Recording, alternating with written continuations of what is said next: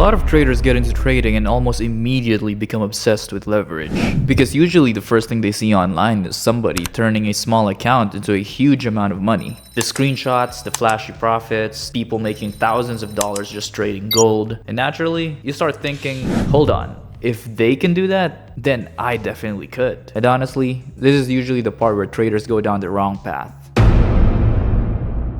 Because people start focusing on how much money they could make before even understanding how much money they can lose. So in this video, I really want to break down leverage, lot sizing, and risk management in the simplest way possible. So first, let's talk about what leverage is. Leverage is basically borrowing buying power from your broker. It allows you to control a much larger position size with a smaller amount of money. So for example, if your broker gives you 1:100 leverage, that means every dollar in your account can control up to $100 in the market. Now when beginners hear that, they get excited immediately because suddenly it feels like, wait, I can make way more money now. Technically, yes, you can. But leverage increases your losses just as fast as it increases your profits.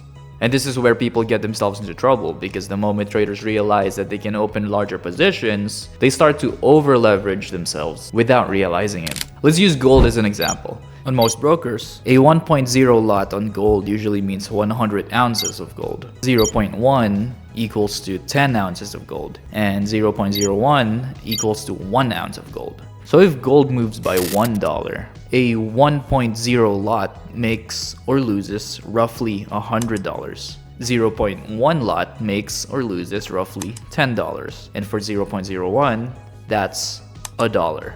If you're trading one lot and gold moves $10 against you, you lose around $1,000. 0.1 lot and gold moves $10 against you, you lose $100. And a 0.01 lot and gold moves $10 against you, you lose around $10. Gold moving $10 is actually very normal, and this is why losses can quickly add up. So now you can realize how dangerous oversized positions actually are. When beginners see leverage, they usually think, well, if I use a bigger size, I can make money faster, right? Makes sense. But they completely ignore what happens if price moves against them. Imagine this. You've got about $1,000 in your account and you decide to open a one-lot gold trade because you want to grow the account quickly. The problem is, gold can easily fluctuate $5 to $10 even during normal market movement. So if gold moves just $10 against you on a one-lot position, your account is basically just gone. This is exactly how most traders blow their accounts. Not because they're stupid, but because they're risking too much relative to their account size. That's why professional traders think very differently. And honestly, professional traders are kind of boring when it comes to risk. They're not trying to double their account overnight. They focus on survival first. Because if your account blows up, you don't get another opportunity. You are out of the game. And this is exactly why proper position sizing matters so much. The goal in the beginning is not making crazy money. The goal is actually consistency and surviving long enough to improve. One of the smartest things you can do is risk a fixed percentage. Usually around 2 to 3% is considered pretty safe. So if you have a $1,000 account, risking just 3% means that your maximum loss should only be about $30. Now I know what you're thinking. How are you supposed to make real money if you're only risking about $30? Now this is the exact mindset that destroys traders. Even traders that's been in the game long enough lose trades constantly. Losing is normal. The difference is profitable traders have their losses controlled. It's about surviving long enough to let the probabilities play out over time.